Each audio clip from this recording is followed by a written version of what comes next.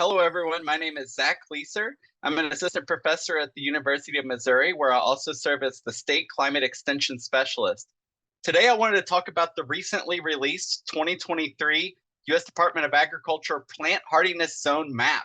And in particular, I wanted to talk about how Missouri's climate trends help to shape this map. And so you've probably seen the recent news that on November 15th, 2023, the Department of Agriculture did release this new plant hardiness zone map. And we can see this here on the right. And so if you're not familiar with the plant hardiness zone, is what we look at are the average annual extreme minimum temperatures over a long period. And so in this case, we're looking at the coldest recorded temperature each year, averaged over a 30-year period from 1991 to 2020. These temperatures, or the average annual extreme minimum temperature, determine the hardiness zones that are depicted on the map. And these maps can really be kind of a guide for which plants are going to do well in different regions of the country or the state here as well. And so if we look at our plant hardiness zone map for Missouri here, what's really cool is we can see our hardiness zones, but also see a little bit of a climatic map as well, by understanding that these zones, or the 13 zones here, are shaped by those annual extreme minimum temperatures here. And so across all of the United States, we see 13 total zones, and these are the primary zones that are distinguished by 10-degree Fahrenheit temperature increments. There are also secondary zones, which you can see in the legend for our Missouri map, which are separated by 5-degree Fahrenheit temperature increments, and these are depicted as either A or B to that primary numeric zone as well. And so just looking at Missouri here, what we end up seeing is our hardiness zones range from 8A in the extreme southeast boot heel, but really 7B across most of the boot heel, with some 7A across southern Missouri, a very large and expansive area of 6B across a lot of central Missouri. And then if you're north of the Missouri River, we see some 6A and a little bit of isolated 5B in the northwest part of the state. And so this 2023 map wasn't the first time the USDA's released their hardiness zone maps, and really it was an update on the 2012 map that was released last. But before 2012, the USDA did release a large update of these hardiness zones in 1990, and we can see that map here.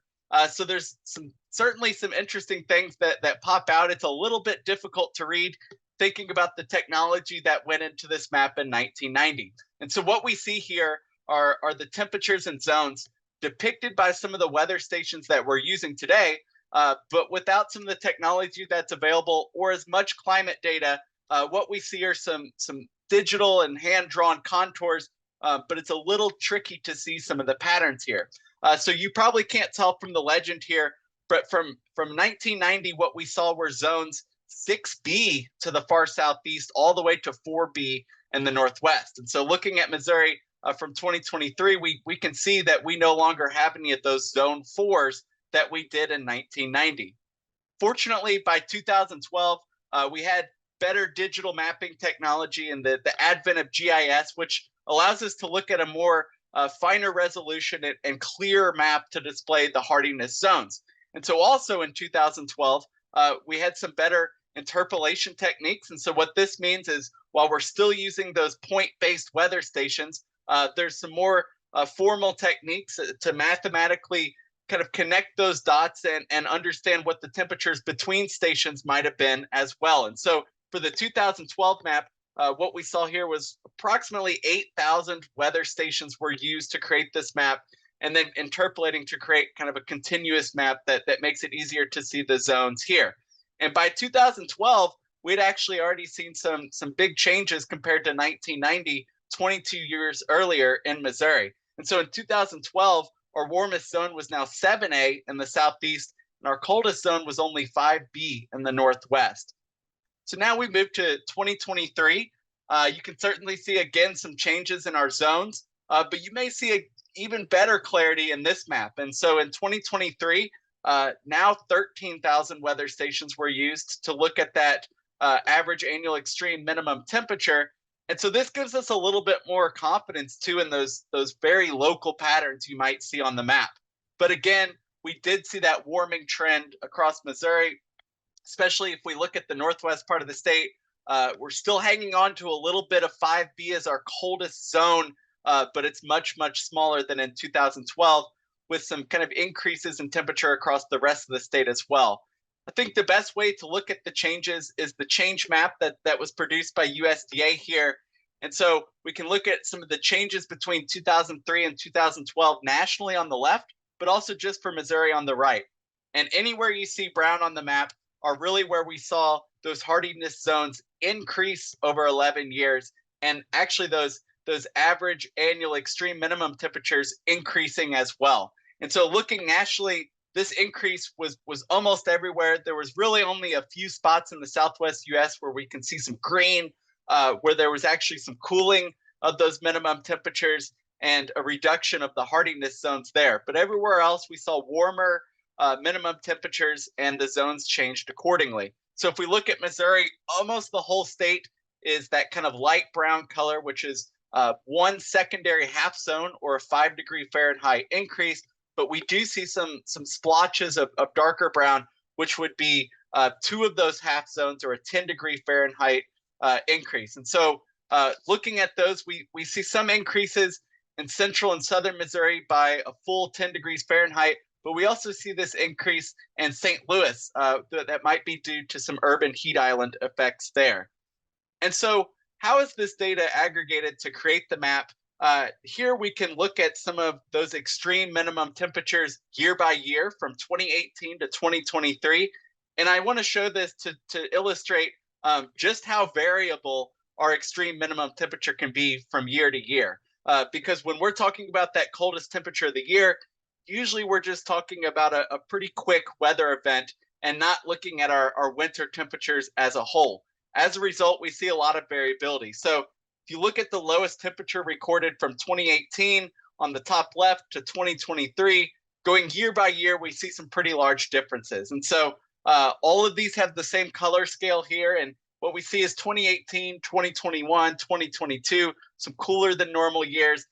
Temperatures really in Northwest Missouri in 2021 getting below negative 20 degrees Fahrenheit, with some warmer relative years in 2019 and 2020. Now I want to point out 2023 because we look very warm. In fact, only a few spots in Northwest Missouri have gotten below 0 degrees this year.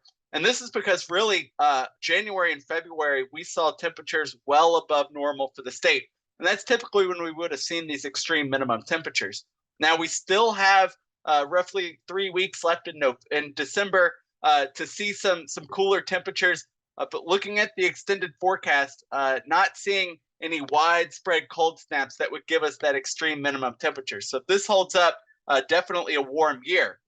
But if we were just to rely on a certain year, you can see that variability would be difficult to rely on for the hardiness zone maps. And so that's why we do take that 30-year average to get a clear signal of what that extreme minimum temperature is.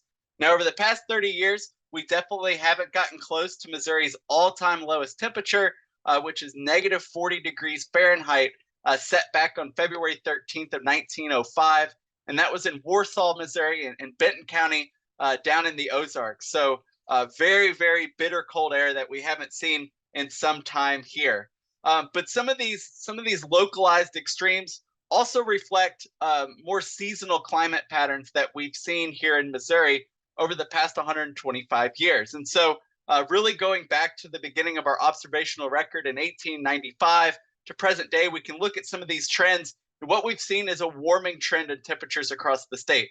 But what's interesting is the rate of warming for our maximum or high temperatures has been much less than our minimum temperatures, which are warming much more quickly. And so here we see maximum temperatures, we've increased 0.2 degrees Fahrenheit per century, so pretty negligible. But our minimum temperatures have increased by 1.3 degrees Fahrenheit per century. And really looking at the past 25 years, we've seen a lot of years that were warmer than normal with both our maximum and minimum temperatures.